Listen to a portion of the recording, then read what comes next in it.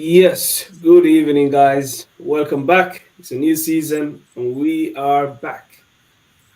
Yeah, man, it's the Football Philosophy Podcast. We have a lot to talk about. I've got with me yours truly, Trey, and we are going to be talking about the new football season, obviously, the Premier League, the La Liga, Bundesliga, everything, man. So we're going to be here regularly every week from now on. And we've got so much to talk about in terms of transfers. The football season has obviously already started, but we there is still a lot of work to be done in terms of like transfers. There's still gonna be another game this weekend for a lot of the teams to see if they need to add a few more additions to their teams. But anyway, before we get into any of that, let me welcome yours truly, Train, to the show. How you doing, bro? You good? Well, good, my brother. It's obviously good to see you. I know it's been a minute since we did a pod, so obviously I'm excited to talk football. I'm so used to talking boxing from iBoxing Hub, so I'm representing the family.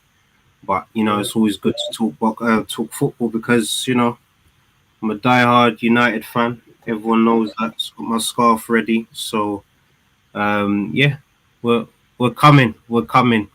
The Ineos era begins. So I'm just excited. So let's We're gonna get into all of that. Everything to yeah. do with Man United. We're gonna get into all of that. Um, Mm, Danny, big man, you saying, bro? Hello, nice one. Thanks for big tuning up, in, bro. big Yeah, up, big up. yeah, he's a very good designer in terms of like graphics and works. So he's a very good man. But yeah, anyways, guys, let's get started. Obviously, this podcast we're live on YouTube right now. We're just gonna sort out a few issues for the next show in terms of like going live on X. At the moment, it didn't work out for me. I wanted to do that, but it didn't work. So I'm gonna fix that for the next show, and we will also have this podcast available on all podcast platforms first thing in the morning. I will upload all of that on there. So yeah, let's dive right into it. Before we talk about the weekend reaction, and I know you want to talk about the PFA awards as well. Before we get into all of that, let's just talk a little bit about the transfers. And obviously, it hasn't been as busy a summer as usually is. So, for example, last summer we've seen a lot of teams obviously spending a lot of money, but it was not as high as it was the previous summer of that. And the reason, obviously, for that is because of PSR rules here in England, and also a lot of restrictions all over European countries. So, like we've seen teams like Barcelona having to sell before they can buy players, having to let players like Gundogan go before they can even register players like Danny Olmo. So, Mm. in terms of the transfer activities, it has slowed down a lot this summer. And this is not an opinion, it's a matter of fact. Like, if you look at the money spent this summer alone compared to the last summer, compared to the previous summer before that, it has slowed down massively. And I just wanted to pick your brains a little bit about that, Trey, before we get into all the specific deals that have been made already. And, there's still going to be a lot of panic buying, between now and until the transfer window shuts down. But I just wanted to ask you your opinion about what you've seen so far. Is this good for football, or is it restricting the value of what made this game great? Yeah. So firstly, obviously, good point about the transfer fees. It's not how it was a few years ago. I think it's letting you know that business is. I think now, in terms of transfers within football now, I think teams now are making a more calculated approach as opposed to splashing money. So we've not seen players go leave for massive fees like the upwards of 70, 80, 90. We haven't been seeing those kind of fees. And we've been kind of seeing good deals like the Delit, for example, Delit and Mazwari. I think that's an absolute steal for getting two players of that caliber, that level for under 60 million, I would say, man. So for me, business just for clubs in general. I think it's been, very calculated. And I don't think we're going to see a lot of panic buying, if I'm honest with you. Maybe until the last, because the last few weeks or whatever, we'll see a couple major deals, but it's not going to be higher fees, in my opinion. I just think that clubs now are more wary of, you know, finances, how the season's going to be. They obviously have to manage budget. Not everyone has an unlimited budget like the teams that are, doing a Yeah. lot of business. But even City, for example, Hmm. Manchester City, if you look at their net in terms of what they're making from selling players as well, Chelsea, you're seeing Yes. that, because they've had a big squad, they're selling players, they're letting players go, but they're still, selling players for a decent fee as well. So I think clubs now are just being more smart in business at the moment. Yes. So it's a That good that's look. that is definitely something I agree with you. So they are being smart about how they buy players. They're not obviously still. There's still a lot of teams like you could look and be like, you know what, I have no idea why they bought this player or why they're spending all of that money. And there is a lot of lessons. Obviously, teams that they've learned a lot of lessons from the past, from investments being lost. So, like if you look, for example, in the case of Chelsea this season and this transfer window, especially, so many people are having a go at them. They say like, you look at Todd Bowley, from where he started from, working with Thomas Tuchel, buying so many players, letting go of all the players that have actually won Chelsea the Champions League with Thomas Tuchel, with the manager letting him go. And the latest one that we've seen so far is Mauricio Pochettino and how unhappy they were with him. And it's just crazy. It's chaos, right? Everything that's going on with Chelsea. But I keep believing that there is a method to their madness, right? So this is just one example that I want to use. So there are other teams like, for example, United, who this season are doing things in a very smart way and not in the usual Man United way that we've seen in the past. So Yeah. like, the way they're buying players is a lot more smarter, and they're thinking about how this player. It's not just about the money that we're spending on them, but it's about is he the right character for this for the club. But It's more calculated, isn't it? I would say so to exactly, you yeah, there. It's like right now, and I think we've been crying for this in pods. We've had pods about this in the past. I've yeah, been crying for United to have a football structure, to actually have football people making football decisions. As you've seen in the past decade, post Alex Ferguson, the spending, the strategy, you could see in terms of the signings being made, there wasn't much, thinking behind, does this player fit into the system? It was just very scattergun yes, approach, I would say. So even from yeah, from when we signed Ronaldo, for example, Ronaldo, like, yes, I always love him for the first coming, but the yes, second coming he came for the wrong reasons. One, money, and two, he was actually on his way to City. We just obviously hijacked the deal, but if we didn't I, hijack the deal, I he would have know, gone to yeah. City. He would have No, went. they panicked. They panicked, and they didn't want to let's see. Obviously, their club legend joining Man City. But anyway, my point was about Chelsea, right? You can criticize them all you want, and everybody's having a go at them, right? But I believe what they're obviously trying to do here is target a lot of players who are young, who are going to have a high resale value. Obviously, it's a massive risk because when you give players like Cole Palmer, right? Yes, he was exceptional last season, but when you give players like him, Mudrik, and these kind of young players long-term contracts, right? It's a big risk. This is why it's never been done in football, Yep, right? Because yep, it's unpredictable. The game of football, you could get injured. Players can just think like, what, I'm sorted for the next 8 years. So why should I even bother trying hard? I'm not saying yep. that's going to happen with Cole Palmer because I believe that he's a very ambitious player, and I think that he wants to be the best player that he can be, and that's why he left the comfort zone of working with Pep Guardiola, Yep. unlike Phil Foden, who waited for his chance and obviously has profited from that a lot because we've seen last season, and he has won obviously a lot of awards, a lot of Premier League titles. I'm not saying that's gonna happen with Cole Palmer, but with other players, it could happen. They could just tool down, do think like, what, I'm not even gonna bother. So it's a big risk. But if it pays off for them, right, and they get it right, imagine the team that they're actually building right now. And on top of that, if they add Osimhen, for example, right, which is very possible because Yep. Lukaku could end up going to Napoli. Napoli.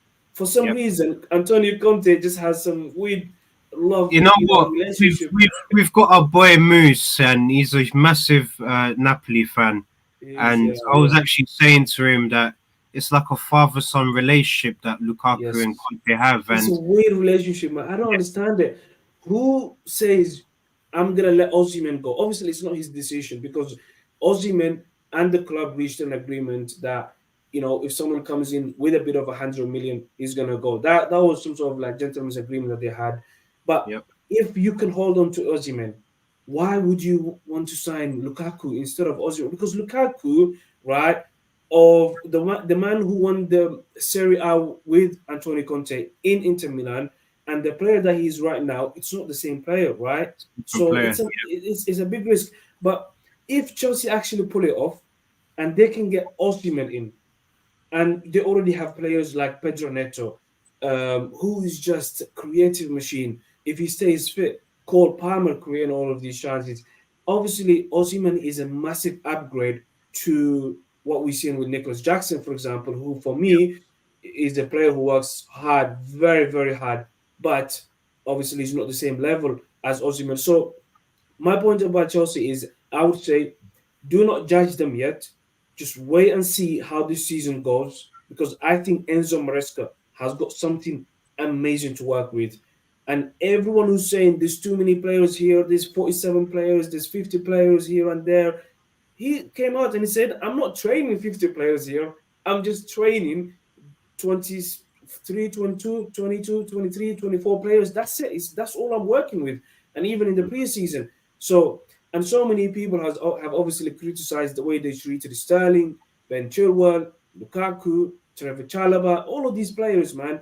But if the club don't want you, if they have a different ambitions than when they signed you, then you know what? It's fair enough. At the end of the day, these players again are paid a lot of money. So I don't blame Chelsea at all. I'm gonna hold any judgments I have about them until the end of the season, and I'm gonna see how it goes. But obviously, it's not a quick fix, right? Because there's so many young, inexperienced players in there. They're gonna need time, and we're gonna see how Enzo Maresca is gonna get on. But what did you think about Sterling anyway? Like, do you think he had a right to come out and say the kind of things that he's saying? Um, it's we just live in a different time, Abdi. Unfortunately, with the access of social media, with also players now when they come in for big fees, they obviously got power. He's probably seeing it as a situation where I think he came to pre-season 2 weeks earlier. He probably had conversations with the manager, and maybe they had a conversation about him playing potentially. But as you know, you still as a player you have to put in the work in.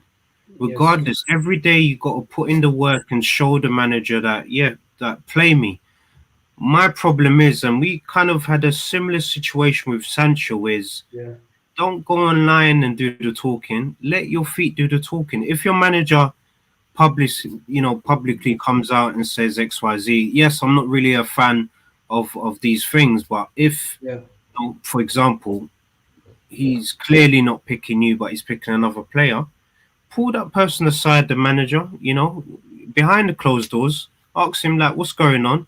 If he says to you, look, I just want you to kind of push harder in training and, make things happen, man. It's just so, for me, I think you shouldn't have done it, especially the timing. You're playing Manchester City.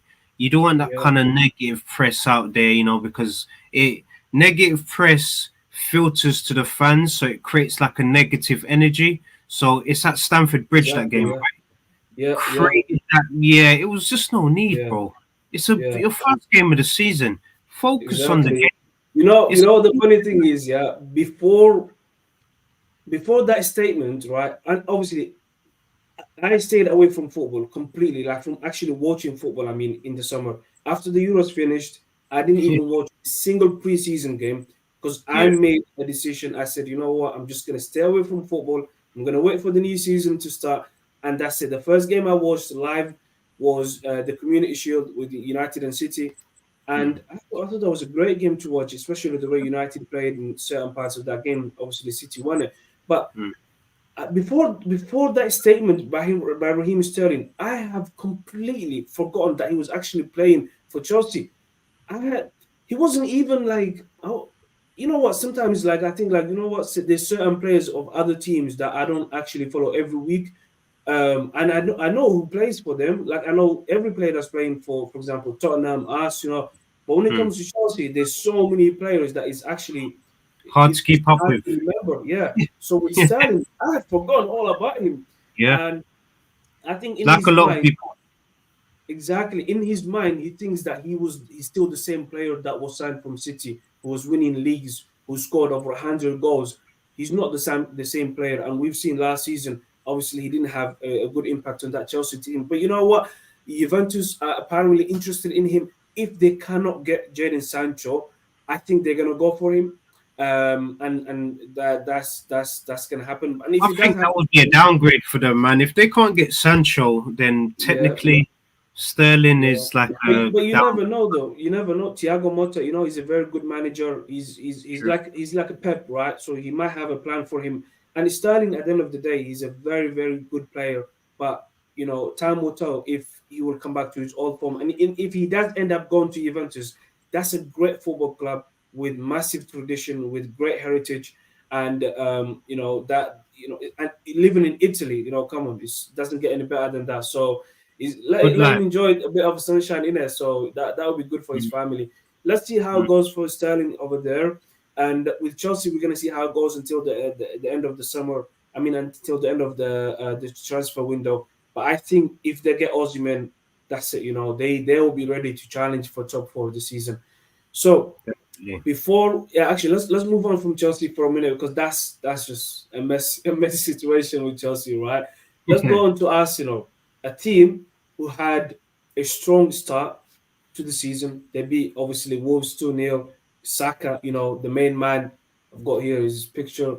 That's him celebrating his goal. You know what I mean? Like he's doing his thing, man.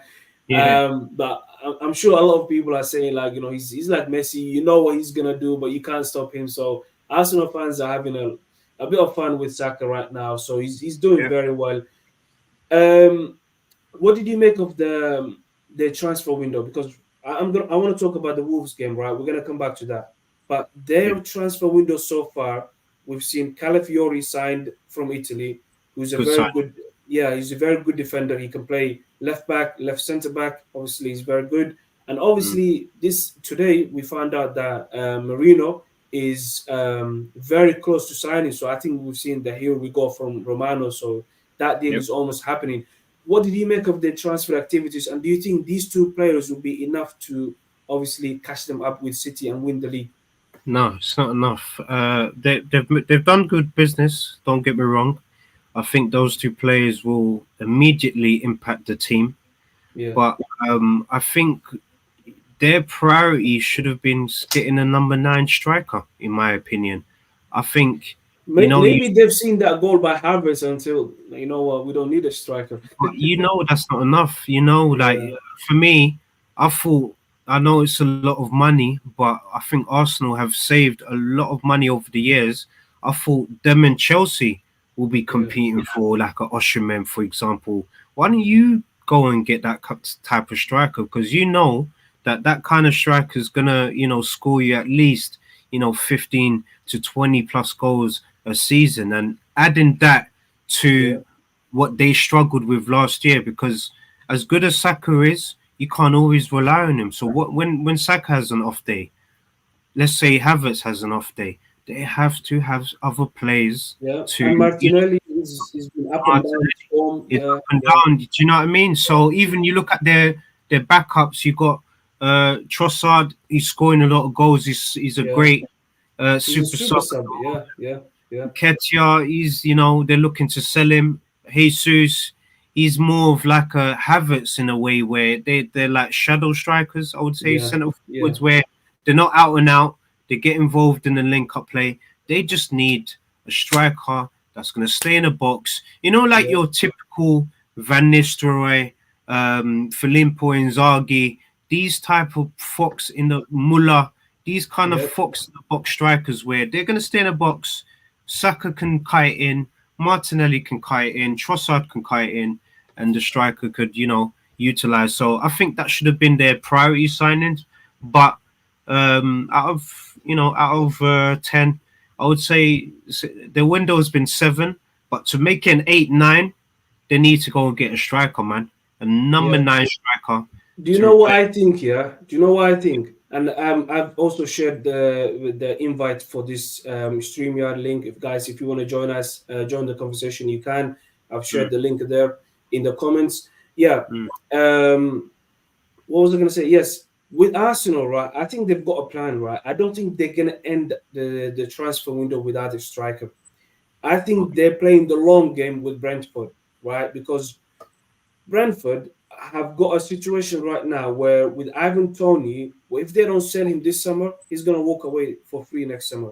So there Ooh, is, yeah, so there okay. is a situation where they're trying to offload him to Saudi, right? There's like 50 million on the table right now for Brentford. They've already accepted and they've agreed the price with to sell him.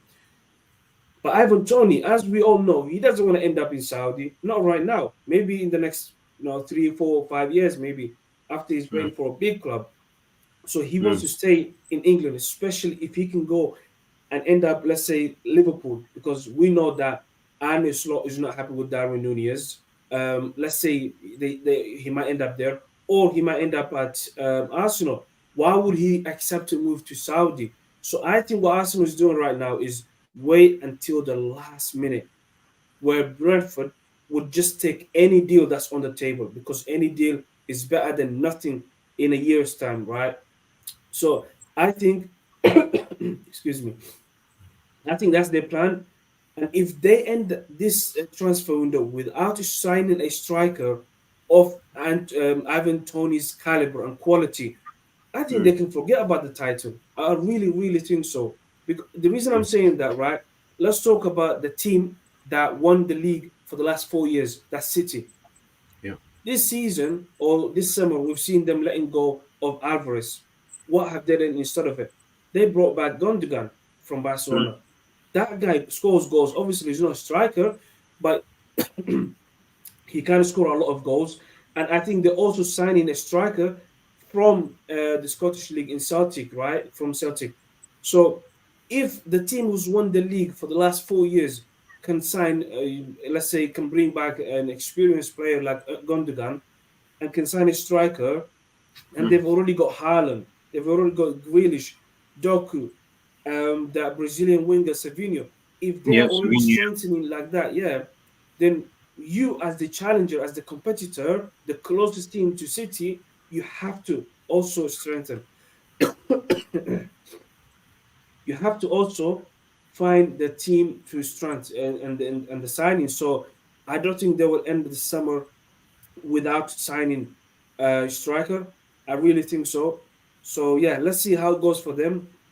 Let's talk about let's talk about United now. Let's go to United because obviously I know you're a big United fan.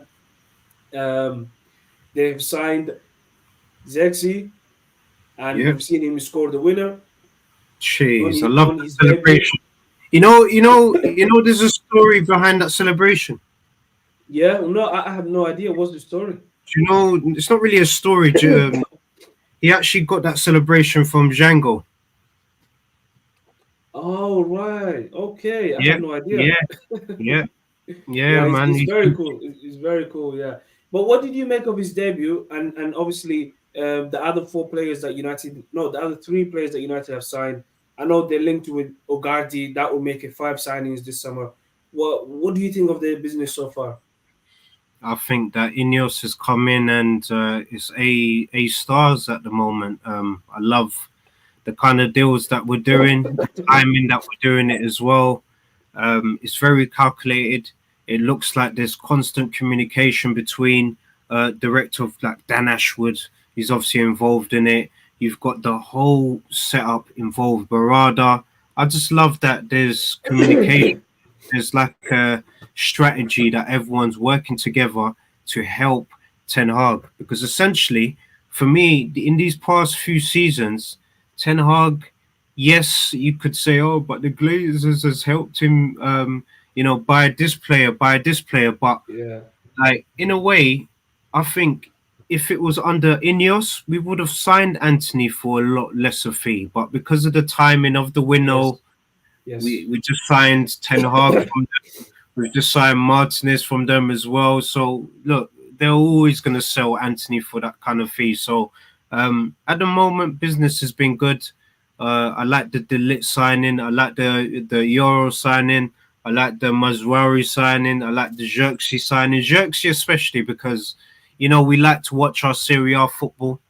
Yeah. And last year, the kid has just been Mhm. doing tremendous stuff, man. And he just, it, it's a strange, with Xerxes, it's a strange one because he's not your average type of player because he's quite big, like a Yeah. Zlatan Ibrahimovic. He's Yes. tall, he's quite strong, but then Yes. at the same time, he's very skillful. Links Yes. up play well.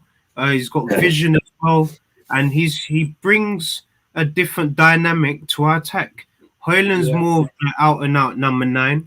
whereas Xerxes would be the player who's going to pick up the ball from deep, similar to the goal. Yep. Start the play off, run late, and it was a perfectly put together Yep. goal. And Yeah. I think Van Nistelrooy, Mm-hmm. definitely you got to give Van Nistelrooy a lot of credit as well because I'm sure that during training sessions he's having these conversations with Xerxes. This is the areas that you go to. Look, because you know Van Nistelrooy in our time, bro. Yeah. Van Nistelrooy was a That's how I see him, right? I think he's got the strength of players like Rooney, the skill where Rooney used to come deep and spread the play and get yeah, into the box and score goals. Like we've seen him having these kind of combinations with Nani, with Valencia, obviously with other players like Ryan Giggs. So he reminds me a little bit of Wayne Rooney in terms of the strengths. But if you look at his height and how big the guy is, he's obviously like Ibrahimovic. A lot of people have compared him to that kind of a player. Excuse me. Um, but what I like about Ten Hag, right? He said something interesting about Xerxes. He said, I know that he's sort of like a 10, 9.5 striker, but I want him to get into the box and score the goals.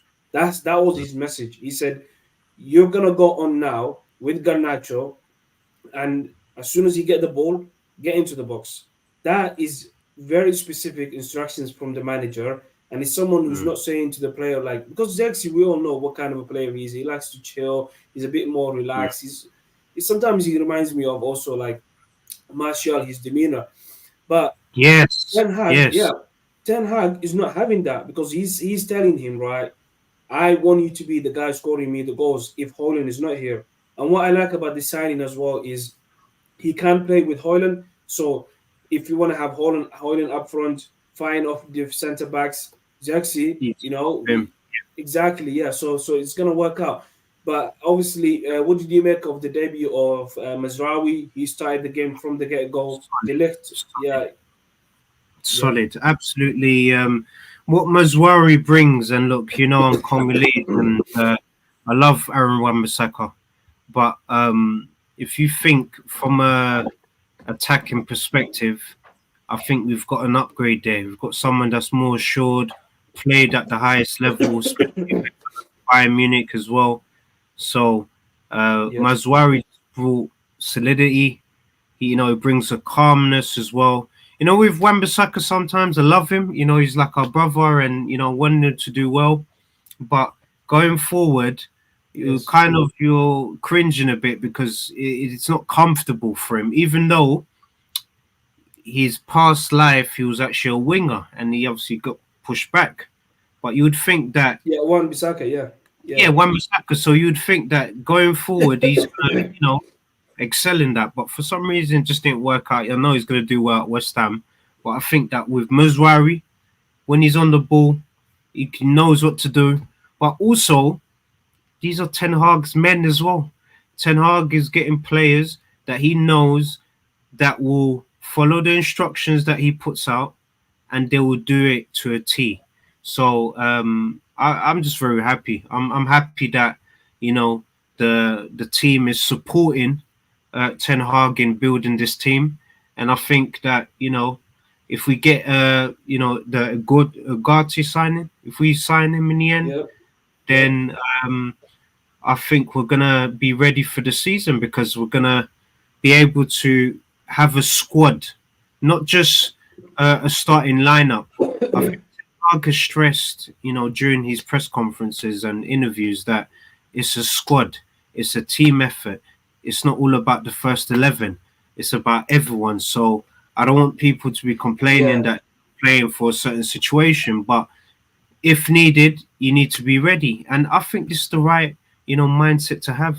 Yeah. I mean, we obviously Ten Hag does say a lot of things that sometimes I think like, what are you talking about? I don't know if it's like the lack of obviously him not being in England for a long time. His communication is a little bit confusing at times, but I agree with you when it comes to like the way he's right now building the team.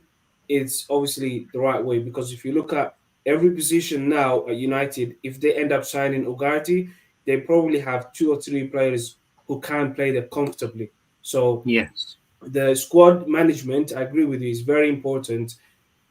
But obviously now, if Ogarty comes in, that's it. You know what I mean? Like you've got everything that you needed.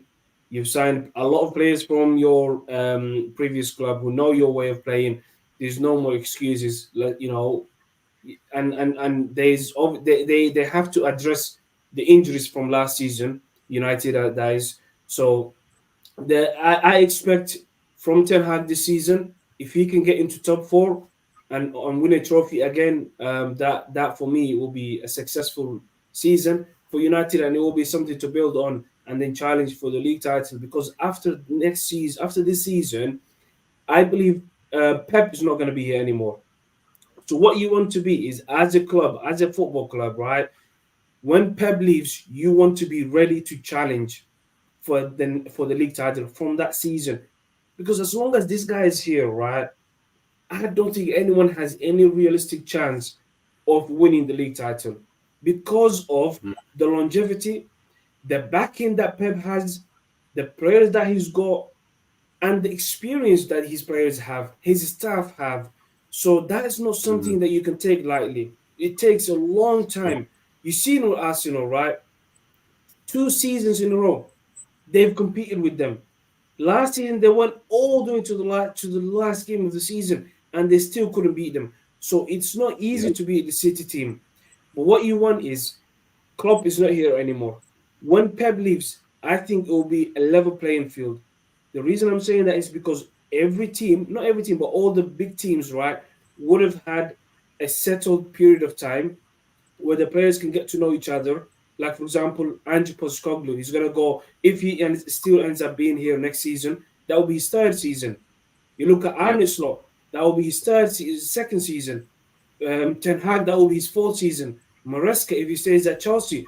So when Sir Alex Ferguson left, right, it left the league in a very confused situation. Obviously, Yeah. Mourinho came back and he didn't win the league that first season. Pellegrini won it with City. Who won it the following season? It was Mm, Mourinho. Who won it the season after that? Leicester. Who won it the season after that? Antonio Conte with Chelsea, and then mm, City. So when the GOAT leaves, right? When the guy, the big man, the boss leaves the place, there's gonna be other players coming up, who wanted to take part of that, who want to take their position of the food chain, who want to establish themselves. And right now, mm, the best person placed to take up that position is obviously Mikel Arteta because he's been there for the longest. When you look at like Arne Slot, Ten Hag, Ange Postecoglou, Enzo Maresca, all these big teams, and let's not forget also Unai Emery is a very experienced player. I mean, a very experienced manager. yeah, you're So right. You're yeah, right. so next season, if they can get this season to the top four, win a trophy, they have to be in a position where they can challenge it because I genuinely believe that Pep is not going to sign a new season. a new contract. I mean, his contract right now ends at the end of the season. He's not gonna renew. That's my belief because Wow. yeah. So you have to be ready to take on that position to challenge for the league title from there on. So let me So ask you something, Abdi. yeah, yeah. Then, Go on. Yeah. so when Ten Hag first joined, he did say eras come to an end. A lot of people were laughing at him. A lot of people. I Yeah, have yeah. to be. I remember when he said eras come Yeah, to end. Yeah, eras yeah, come to an end. We've seen Klopp for Liverpool. Like I have a lot of debates with Liverpool fans and stuff like that. I have a lot of banter with them, and I kind of say to them that you've had a good 10 years now. Welcome to some pain because Arne Slot's not going to Do come you, in straight away. do you really think He's, so? he's not Let's going to talk come. about Liverpool. Go on, because Yeah, that was going to be my next point. With yeah, Arne Slot, we've seen them play against Ipswich United. They beat them 2-0. Mohamed Salah just and Jota about. scored the two goals. Yeah, I mean, the second half, they played really good football, right? I know you don't like Liverpool. You don't want to Yeah. give them any praise, innit? No, no, no, no. But I give them praise. They've yeah, yeah, yeah. been But we successful need to be in the fair on past here, decade. right? But yeah, what do you think about Arne Slot? Do you think he's gonna struggle this season? The thing is, I'm kind of the way I look at things. I kind of look at things generically in this situation. A manager's just walked into a club. It doesn't matter what club it is. He's just walked into the club. He's gonna need at least a season or two to fully settle, get the players that he wants in, get the players that he doesn't want out. We've seen with Arteta, for example, it's taken him about, I would say, up to about 4 seasons, let's say, to build his squad. It's going to take on the slot at least a season or two to settle. I think top four is going to be an achievable battle for them. I think they can achieve it. But in terms of being in a position where they're fighting for titles, you know, I got my my doubts about that because it's going to take a manager time to implement his system, get these players getting used to his style of football. He needs to also understand the Premier League because he's just had one game in the Premier League. He's got, 37 more games to go to have a full Yeah, understanding of how the Premier League is. And to be fair, he played a newly promoted team playing in the Premier League as well. So he's not had one of the big boys yet. He's not but had do a, you a think? Yeah, established team. no, I agree with you. And the third game of the season, he's gonna go and end up going to Old Trafford. So the battle Yeah, of the Dutch managers is gonna go on. Dutch Uh, war. It's going to be the Dutch war up north. yeah, yeah. There's gonna be a lot of Dutch flags. Let's say Ah, at of Old course. Trafford that day. Yeah, but yeah. Yeah. Do you think that it's smart what he's doing in terms of not signing any players? In terms of him saying like, where can I find a player better than Mo Salah? Where can I find better player than Virgil van Dijk? Do you think it's a risky game, smart, I don't think it's him. or just Honestly, I don't think it's him, Abdi. Honestly, I don't think it's him. Ideally, managers want to come in and be able to sign players. They want players that could implement, but why? their. But why Liverpool have the money? They've bid in 50 million for Zubimendi, and he said no. I'm staying at Sociedad because I think Zubimendi he had a word that Real Madrid are going to be interested in him next summer. So he ended up staying there for that reason. Not that he didn't want to go to Liverpool, but my point is they had the money, and also they had the money to sign what's his name Casedo for 110 million last summer. So they've got the money, but why are they not signing any players? But then also, let me ask you this as well. As a player, sort of looking in the outside, looking in, you're seeing. It's. I don't want it just to come across like, oh, I'm hating on Liverpool. It's not. This is just a Yeah. general take on this.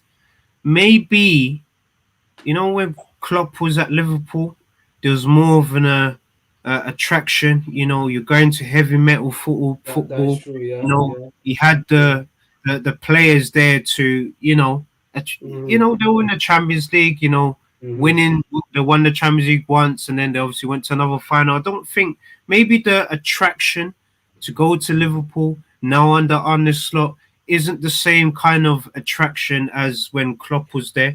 That could also play a factor in players' decision making, and also they probably see it as, it's a project.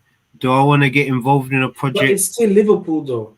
It's Liverpool. Like, I'm sure if they make a bid for, let's say, Ogarty, for example, who's a player that United want, and Mm. he's a player that would fit them perfectly because they need a number six. They couldn't sign Zubimendi.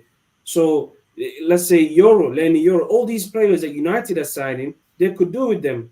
Even Zirkzee, for example, he's the type of striker of, like, if you look at the price range for him, like 34, 35 million, that's usually what they pay for, like Salah, Firmino, Mane. Yep. Why are they not as clever in the market as they used to be? Because there are still players who want to play for Liverpool, even if Klopp is not there. Do you see my point here? Is there something else going on where Arne Slot is thinking like, um, if I sign all so many players, then the pressure is gonna be on me. Whereas if I don't sign anyone, then no one is gonna have a go at me. They will just give me like a grace period where it will be like a transitional period for me. And then next summer, once I'm used to the Premier League properly, then I'm gonna go sign players, and then all the pressure is gonna be on me. So is he trying to play the long game here, where no one is gonna have a go at him because he hasn't signed any players basically? I don't think it's on a slot in this situation, man.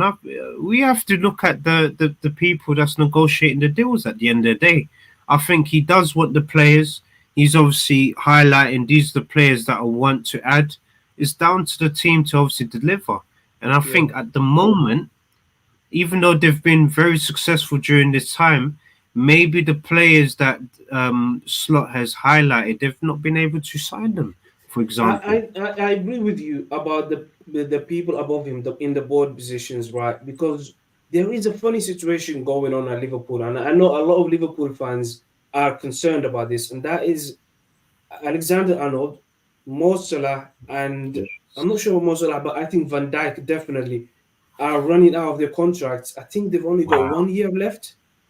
How Wow. can Liverpool get into a position where a player of Alexander Arnold's quality could end up going for free, probably to Real Madrid? Yep. What is Yep. going on in there? Like, what are they doing? Like, are they so confident and think like Alexander Arnold is not going to leave because he's a Liverpool fan? Because we know what happened with, for example, Steve what's his McManaman, name? McManaman. Yeah, he left for free to Real Madrid, and he was a Liverpool. He's a Liverpool fan. He still Michael cares about Owen, the club. Yeah, Michael Owen, exactly. Even though with Michael Owen is a little bit different story because I think Benitez, was it Benitez that let him go, or Houllier, Julia? Yes, yeah. I think he's the one John that didn't want to keep him. I'm not sure how that situation happened because of the injuries. Maybe he didn't want to keep him. Um, but yeah, it's they're playing with fire here, and it's a very risky game because Alexander Arnold, for me, in terms of attacking qualities, he's worth 100 million because of Yep. what he can do in offensive positions. You've seen the pass that he made the other day, for the Jota goal, like that pass that he gave to Mo Salah. No other right back can make that kind of pass. Just unbelievable. So it's a weird situation going on, and I know a lot of Liverpool fans who are worried right now, who are saying these guys don't know what they're doing. We want the board out. So it's like a Everton situation. Like we might see if things go badly this season, we might see a lot of banners at Anfield saying, board resign and get out of here, sack the board, all these kind of things. So we'll hundred see how percent, that's gonna go. Yeah. 100%, bro. Um, I agree with you. I agree with you definitely because it's just that. Remember, losing Klopp is equivalent of what we've dealt with in the past 10 years. I'm not saying that yeah. Liverpool are going to go through 10 years of what we went through because they've actually got a structure and they've Yes. got everything in place. And it's So just Klopp that's leaving. It's not somewhat like David exactly, Gill and replacing exactly. him with Woodward. Yeah. Anyway, I agree. that guy. Yeah, I don't want to talk about Woodward, man. Woodward, I've forgotten about him, man. Trust me. Yeah. Ineos Let all the way. let's Yeah, let's talk about Haaland. Yeah, do you know the situation? What's going on with Cucurella? And I've seen this. Have you seen the video that I'm referring to? Of when they're celebrating the European Championship. Is What he says, Cucurella or something like Yeah, that. and like Yeah. Haaland is gonna be scared, and Oh, I was thinking like is that what he was actually I don't saying? know. I don't know if this is actually true, but I've seen the subtitles. Someone translating it, and Yeah. apparently he's saying be scared of something like that. I don't know if this is true. I really don't know if this is true or not. But I thought you might know something about it. But anyway, we've seen the way he scored the goal. Right, he put Haaland. He just pushed him onto the floor. Just very strong. Another season where he's starting with a goal. Um, he's got 91 goals for City. 91 goals in 100 Yep. matches. Yep. It's crazy, right? Yep. What do you think of like in terms of the goals that he's going to score this season? If they can win the Champions League, if they can win the Premier League for the fifth year in a row, is that something you can see, or can you see Arsenal finally stopping them? At the moment, as it stands right now, you have to go with City. As painful as it is, it's not really painful because we've got 20 titles. I don't know how Yeah. many titles they have, man. They haven't even got 10 yet. So, um, yeah, I think at the moment they're the team to beat. Mm-hmm. City, and it's theirs to lose because you obviously mentioned that Haaland this season Yeah. he is hungry. He wants to break more records. You just mentioned that he scored over 90 goals in 91 100 goals in games. 100 matches. It's just crazy to me, It's, man. yeah, it shows consistency as well, and it shows he's also hungry.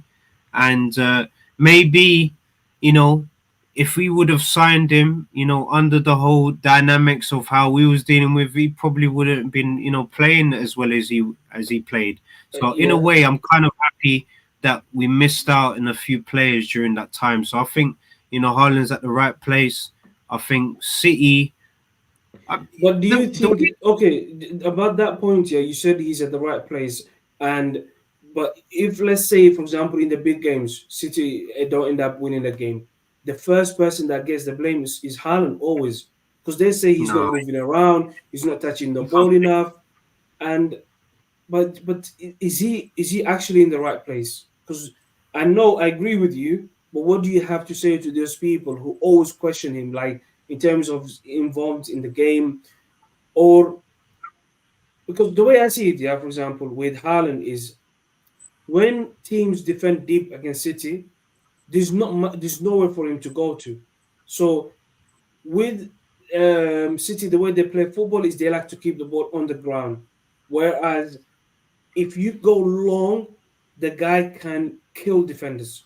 Like he's with peace. strong, Yeah. he's fast, he's good Mm. in the air. He can do anything with that ball. So I don't think he gets enough support from his players. Even though the guy scored 91 goals in 100 games, I agree with you. Yeah, it's crazy, it's madness. Crazy. But when people blame him for not being involved in the game, I always say, look at the midfielders, look at the defenders. Are they actually involving him enough? I don't think sometimes they do it with City because they like to keep the ball a lot 100. more than going long. And the only person I see going long for City is their goalkeeper, Edison. Yeah. You know what I mean? Yeah. No. So 100%. yeah, I agree with you. I agree with you completely. I just think that, um, but it shows you that he's very clinical because yes, sometimes he doesn't have more than two shots in the game, and he's scoring. From yeah. one of those shots that he has on target. One So, one of my favorite interviews with him was when he said, "My dream is to score 5 goals and have 5 touches in the match." oh man, yeah. If he could do that, he's on a Yeah, different level. And it shows you if he's saying that, then it shows you that he's happy to not have the ball until he has a touch. And yes, with City sometimes, like they're not directly finding him, they're teeing you up, passing it around, waiting for a move, and then bang, when he's off, pass, and then sometimes he just slots it yeah. in, or he gets the scrappy goals as well. He Oh yeah, gets he the does. Yeah, yeah. right. I think. yeah, He's and he perfect. said it. He said that his favorite goals are like the tappings because he's Oh, it's crazy he guy, loves man. it. Yeah, of course. Yeah. Let's talk about because we've got about 10 minutes left, right? Let's talk about the PFA awards that we've Okay. seen this week. What did you make of this team? Because when I look at this team, right, and I see the first name that I see here is Van Dijk, and I have to Oh, question it.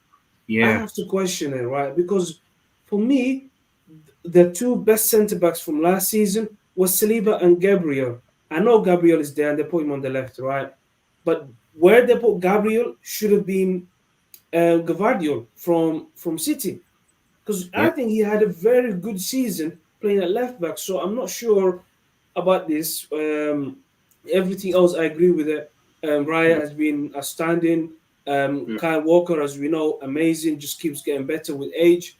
Rice and Odegaard and Rodri.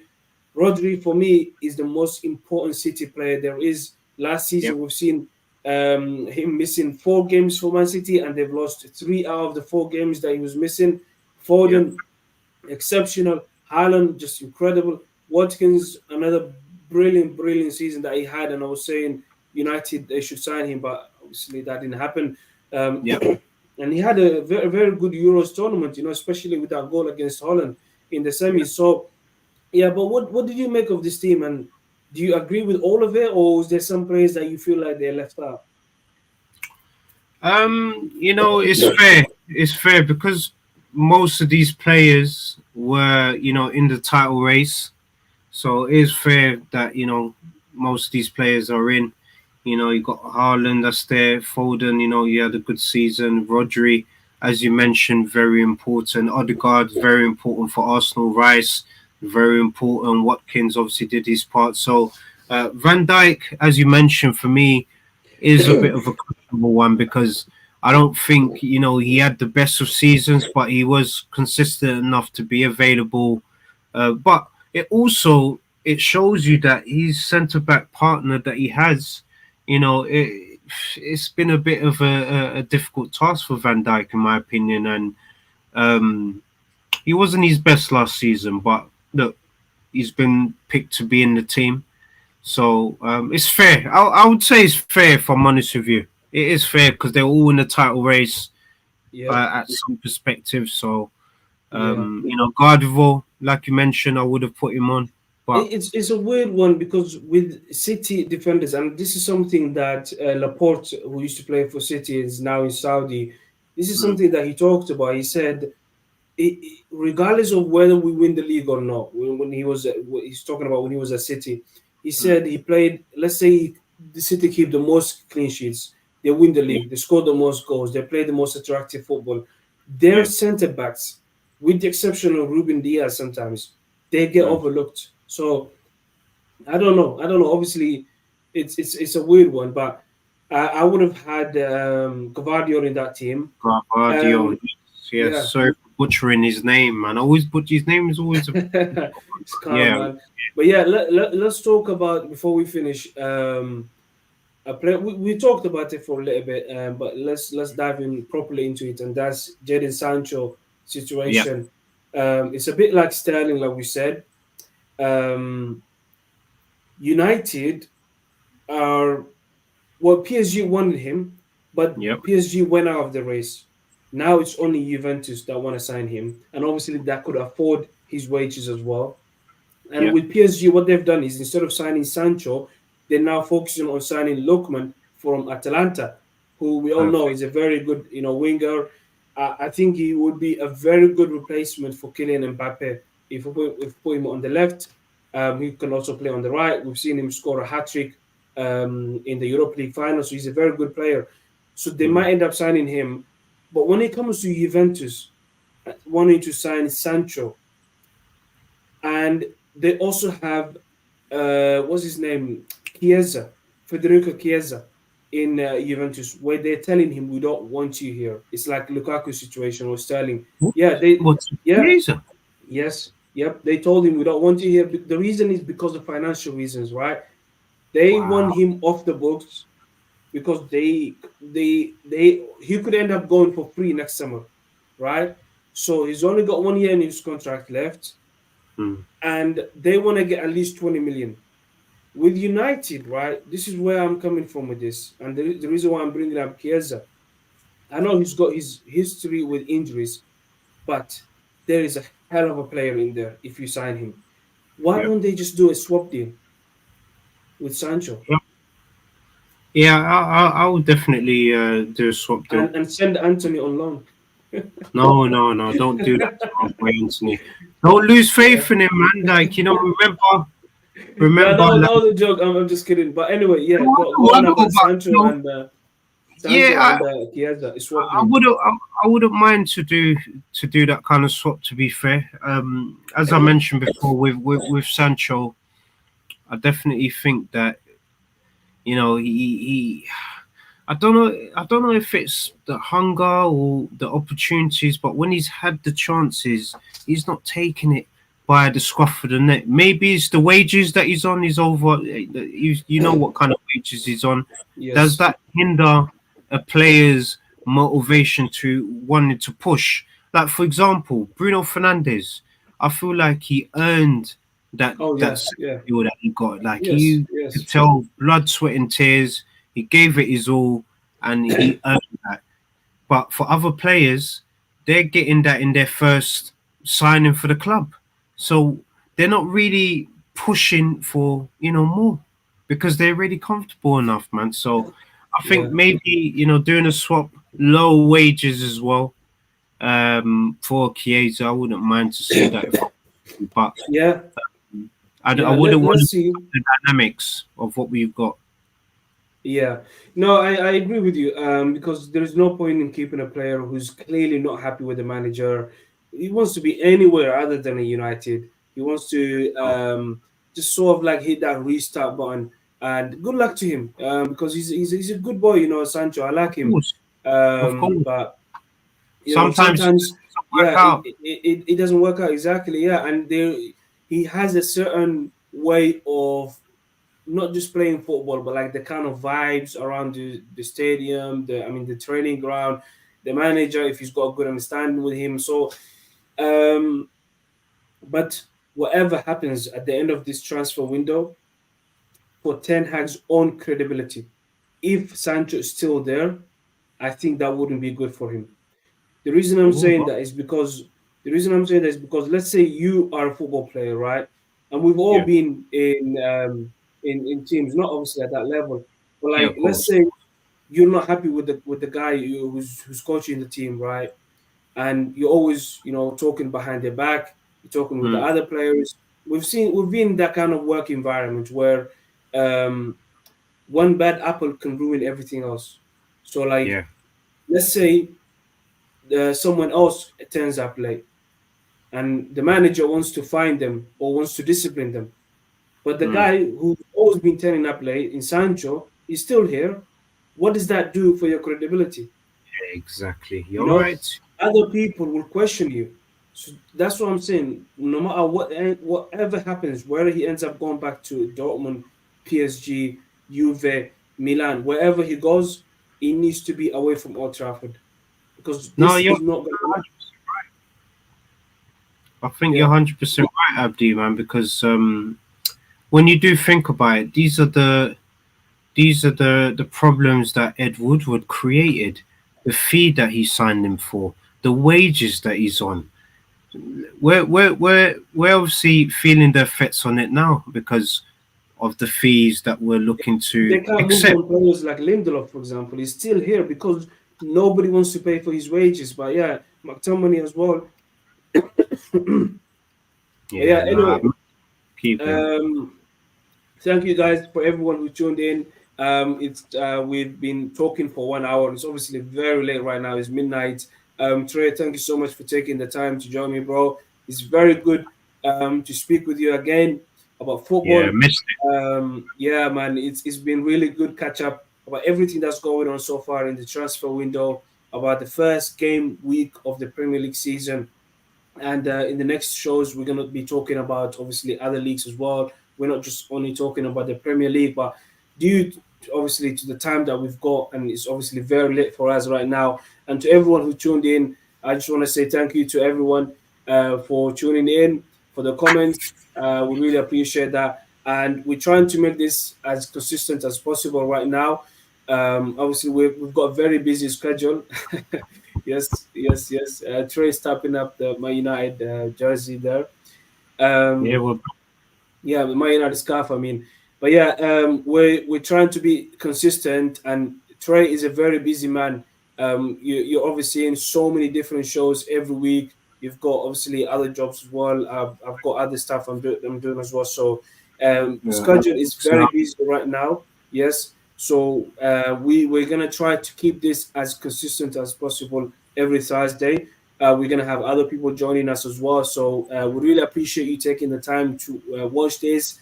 And if you are listening this on podcast by the time it's released, then we really appreciate that. It's available on all podcast platforms, wherever you get it from. It will be there from tomorrow morning on Friday. And I just want to say thank you again, Trey. Yeah, if you want to give a quick shout out to everything that you're doing with the boxing world. yeah, so obviously, guys, make sure you follow me on at yours truly train. Also, follow iBoxing Hub. We're working in association with D Rock. So if you like what I'm wearing, just head over to our website. Use the discount code, which is iBoxing Hub 24, and you get 40% off all the range. So yeah, Abdi, once again, 40%. appreciate you, That's my a brother. very good deal, man. Yes. It's a great I deal, love my that. brother. I need to sort Yeah. you out with something, man. But Nice one. no, Yes. Abdi, Yes. honestly, big up to you. We obviously love, these shows. We used to do this a lot. Now we're Yeah. back, so we need to start getting this on. So big up That's to you, it. man. That's it, bro. Thanks for joining me. And thank you to everyone. Until next time, see you.